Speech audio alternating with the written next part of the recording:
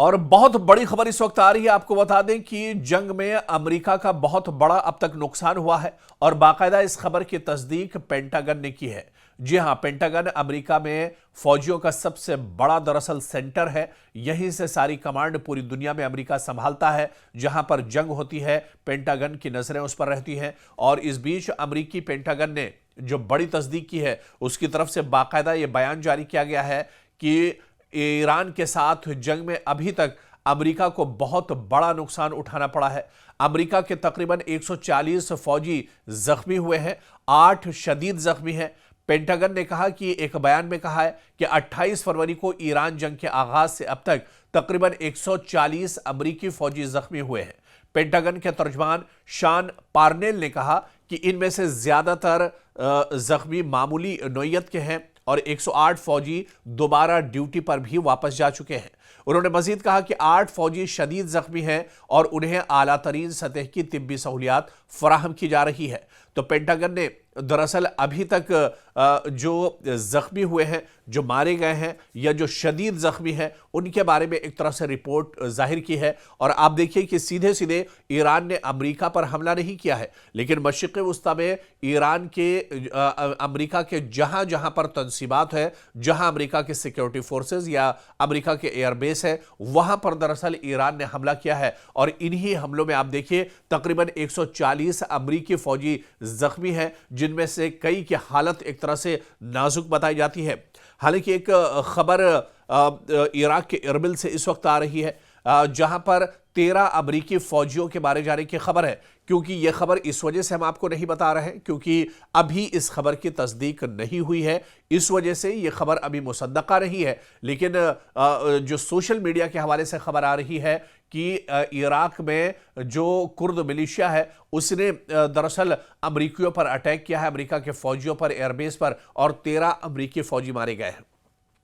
इससे पहले आपको याद होगा कि जब ईरान ने पलटवार किया था और दुबई के अंदर ईरान के 6 फौजी मारे गए थे, मौत के घाट उतार दिए गए थे, जिसकी जानकारी ईरान ने भी साझा की थी। यानी आप देखिए कि अमेरिका ने भी उसकी जानकारी साझा की थी। और अब आप ये देखिए कि सिर्फ जो पेंटागन ने खबर दी है कि 140 अमेरिकी फौजी जख्मी हुए हैं, कई शदीद जख्मी हैं, लेकिन इस खबर में भी आप देखिए कि पेंटागन ने अधूरी खबर बताई है। पेंटागन ने यह नहीं बताया कि अब तक कितने अमेरिकी फौजी मारे जा चुके हैं, जबकि पूरी दुनिया को पता है कि दुबई में जब बड़ा हमला ईरान ने किया था उसमें और अमेरिका के कई तैयारे मार गिराए थे, उसमें अमेरिका के 6 फौजी मारे गए थे।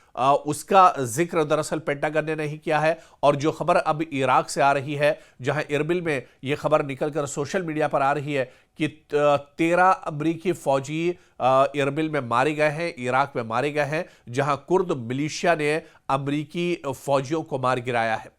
तो कुल मिलाकर पेंटागन की जो बड़ी खबर है, इतना तो जरूर इससे जाहिर होता है कि अमेरिकी फौजियों का काफी ज्यादा नुकसान हुआ है। और इसके अलावा 28 फरवरी से जब से पूरी जंग शुरू हुई है, जब इजराइल और अमेरिका ने तेहरान पर हमला किया था और ईरान के supreme leader ayatollah Ali Khamenei को शहीद कर दिया था, उसके बाद ईरान ने पलटवार किया और पूरी खाड़ी में, पूरे मशरिक़ वुस्ता में जहां जहां अमेरिका के एयरबेस हैं, तंसीबात हैं, सबको निशाना बनाया। और आपको बता दें कि कई, चाहे सऊदी अरब की बात करें, दुबई की बात करें या बहरीन, दूसरे और जो ममालिक है मशरिक़ वुस्ता में, वहां पर अमेरिकन एम्बेसी को भी ईरान ने निशाना अब तक बनाया है।